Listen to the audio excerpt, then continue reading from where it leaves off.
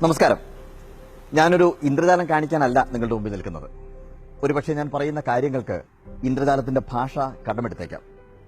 നിങ്ങൾക്കറിയാമോ ലോകത്തിലെ ഏറ്റവും വലിയ ഇന്ദ്രജാലക്കാരൻ ആരാണ് എന്നുള്ളത്? ലോകത്തിലെ ഏറ്റവും വലിയ ഇന്ദ്രജാലക്കാരൻ നമ്മുടെ മനസ്സാണ്. ഒരു സാധാരണ മാന്ത്രികന് സൃഷ്ടിക്കാവുന്ന അത്ഭുതങ്ങൾ 13 എന്ന് പറയാറുണ്ട്. Production, vanishing, stretching, extra sensory perception തുടങ്ങിയുള്ള 13 അത്ഭുതങ്ങൾ. പക്ഷേ മനസ്സിന് സൃഷ്ടിക്കാവുന്ന അത്ഭുതങ്ങൾക്ക് പരിധിയില്ല, പരിമിതിയില്ല. അവന്റെ മനസ്സിലാണ് അവൻ എന്തായിത്തീരണം എന്ന് തീരുമാനിക്കാനുള്ള പൂർണ്ണമായിട്ടുള്ള അധികാരം നിലനിൽക്കുന്നത്. അവന്റെ മനസ്സിലാണ് സന്തോഷവും സന്താപവും അവൻ നിറയ്ക്കുന്നത്. അവന്റെ മനസ്സിലാണ് വൈരവും ക്രോധവും അവൻ നിറയ്ക്കുന്നത്. അവന്റെ മനസ്സിലാണ് അത്ഭുതവും അതേസമയം നിരാശയും അവൻ നിറയ്ക്കുന്നത്. നമ്മൾ ജനിക്കുന്ന നിമിഷം മുതൽ, അതായത് നമ്മുടെ കർട്ടൻ ഉയർന്നു കഴിഞ്ഞാൽ, ഓർമ്മ വെക്കുന്ന നാൾ മുതൽ എന്നാണോ നമ്മുടെ കർട്ടൻ അഴിഞ്ഞു വരുന്നത് അതുവരെ അവൻ വേദിയിൽ അത്ഭുതങ്ങൾ സൃഷ്ടിച്ചുകൊണ്ടേയിരിക്കും. അതാണ് മനസ്സ് എന്ന് പറയുന്ന പ്രതിഭാസം. നിങ്ങൾ ശ്രദ്ധിച്ചിട്ടുണ്ടോ? ലോകത്തിന്റെ ഏതെങ്കിലും ഒരു കോണയിൽ ആർക്കെങ്കിലും നൊബേൽ സമ്മാനം കിട്ടുന്നു, അതുപോലെ തന്നെ വലിയ വലിയ അംഗീകാരങ്ങൾ കിട്ടുന്നു. അതെല്ലാം നമ്മൾ കൈയടിച്ചാണ് സ്വീകരിക്കുന്നത്. പക്ഷേ നമ്മുടെ അടുത്ത ബെഞ്ചിലിരിക്കുന്ന ഒരാൾക്ക്, അല്ലെങ്കിൽ നമ്മുടെ ഓഫീസിൽ കൂടെ ഇരിക്കുന്ന ഒരാൾക്ക് കൂടുതൽ അംഗീകാരങ്ങൾ കിട്ടുമ്പോൾ, അവർ നന്നായി പെർഫോം ചെയ്യുമ്പോൾ പലപ്പോഴും നമ്മുടെ മനസ്സിൽ സന്തോഷമുണ്ടാവും. അതേസമയം മനസ്സിന്റെ ഏതെങ്കിലും ഒരു കോണിൽ ഒരു വെല്ലുവിളി, ഒരു അസൂയ നമ്മുടെ മനസ്സിൽ ഉയരും.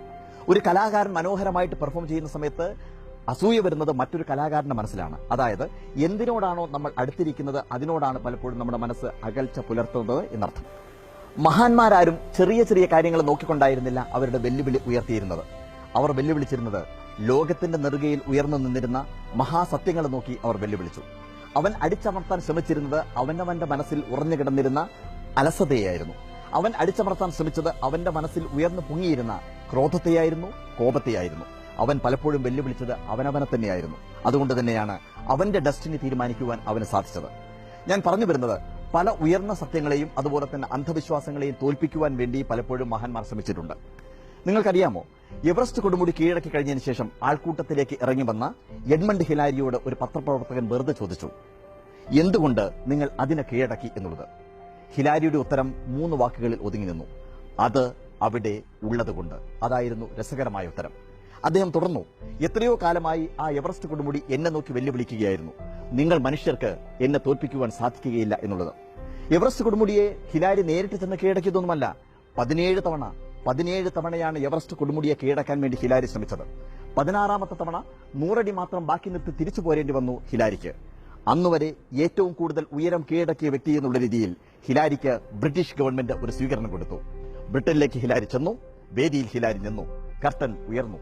അദ്ദേഹത്തിന്റെ വാക്കുകൾ കേൾക്കാൻ വേണ്ടി കാണികൾ കാതോർത്തിരിക്കുകയായിരുന്നു. അദ്ദേഹം നോക്കുമ്പോൾ അദ്ദേഹത്തോടുള്ള ആദര സൂചകമായി കാണികൾക്ക് പിന്നിലെ ചുവരിലായി എവറസ്റ്റ് കൊടുമുടിയുടെ മനോഹരമായ ഒരു ചിത്രം അദ്ദേഹം കണ്ടു. ആ ചിത്രം കണ്ടതോടുകൂടി ഹിലാരിയുടെ കണ്ണിൽ നിന്നും തീജ്വാലകൾ പറന്നു. ആ ചിത്രത്തിലേക്ക് ചൂണ്ടിക്കൊണ്ട് ഹിലാരി പറഞ്ഞു, എവറസ്റ്റേ, കഴിഞ്ഞ തവണയെ നീ എന്നെ തോൽപ്പിച്ചു, പക്ഷേ അടുത്ത തവണ ഞാൻ നിന്നെ തോൽപ്പിക്കും. കാരണം നിനക്ക് ഇനി ഉയരാൻ സാധിക്കുകയില്ല, പക്ഷേ എനിക്ക് ഇനിയും എത്രയോ ഉയരുവാൻ സാധിക്കും എന്നുള്ളതാണ്. ഇതാണ് ഹിലാരിയുടെ ആത്മവിശ്വാസം. ഹിലാരി അവിടെ വെല്ലുവിളിച്ചത് എവറസ്റ്റ് കൊടുമുടി എന്ന് പറയുന്ന പ്രപഞ്ചത്തിൽ ഉയർന്നു നിന്നിരുന്ന മഹാസത്യത്തോടായിരുന്നു. തീർച്ചയായും ഇതാണ് നമ്മൾ അംഗീകരിക്കേണ്ട കാര്യം. ഇതിലപ്പുറം അംഗീകരിക്കേണ്ട ഒരാൾ കൂടിയുണ്ട് എവറസ്റ്റ് കൊടുമുടിയുടെ കാര്യം ആലോചിക്കുമ്പോൾ. അരുണിമ സിൻഹ. ഒരു ട്രെയിൻ അപകടത്തിൽ ഒരു കാൽ നഷ്ടപ്പെട്ടു കഴിഞ്ഞതിന് ശേഷം എന്നിട്ടും അവർ സ്വപ്നം കണ്ടു എവറസ്റ്റ് കൊടുമുടി കീഴടക്കാനായി. എവറസ്റ്റ് കൊടുമുടിയെ കീഴടക്കി കഴിഞ്ഞതിന് ശേഷം അതിന്റെ മുകളിൽ കയറിയുന്നുകൊണ്ട് ഞാനിതാ നിന്നെ തോൽപ്പിച്ചിരിക്കുന്നു എന്ന് പറഞ്ഞ് അമർത്തി ചവിട്ടുവാൻ അവർക്ക് 2 കാലുകൾ ഇല്ലായിരുന്നു. ഒരു കാൽ മാത്രമേ ഉണ്ടായിരുന്നുള്ളൂ. India have quite a lot of support in the stadium, but that one just a little.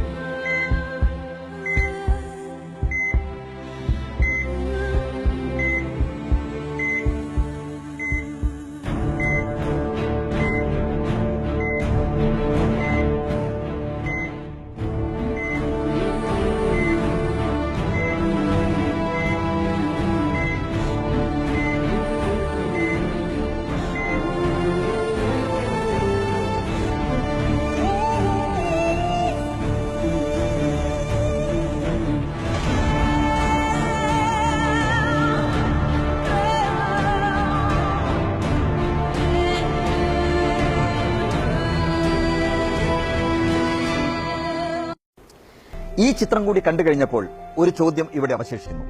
നമുക്ക് കൂടുതൽ ബഹുമാനം തോന്നേണ്ടത് ആരോടാണ്? ആദ്യമായി എവറസ്റ്റ് കൊടുമുടിയെ കീഴടക്കിയ എഡ്മണ്ട് ഹിലാരിയോടോ, അതോ ഒരു കാൽ കൊണ്ട് എവറസ്റ്റ് കൊടുമുടിയുടെ മുകളിലേക്ക് നടന്നു കയറിയ അരുണിമ സിൻഹയോടോ? ഉത്തരം നിസ്സാരമാണ്. നമുക്ക് എല്ലാവരെയും അംഗീകരിക്കാം. നമുക്ക് വഴികാട്ടി തന്ന മഹാന്മാരെ നമുക്ക് സ്വീകരിക്കാം. പക്ഷേ അടിച്ചമർത്തേണ്ടത് നമ്മുടെ മനസ്സിനെയാണ്. നമ്മുടെ മനസ്സിൽ ഉറഞ്ഞു കിടക്കുന്ന അലസതയെ, നമ്മുടെ മനസ്സിൽ ഉയർന്നു പൊങ്ങുന്ന കോപത്തെ, ക്രോധത്തെ, അഹങ്കാരത്തെ, അസൂയയെ. കാരണം നമ്മുടെ ഡെസ്റ്റിനി തീരുമാനിക്കുന്നത് നമ്മളാണ്.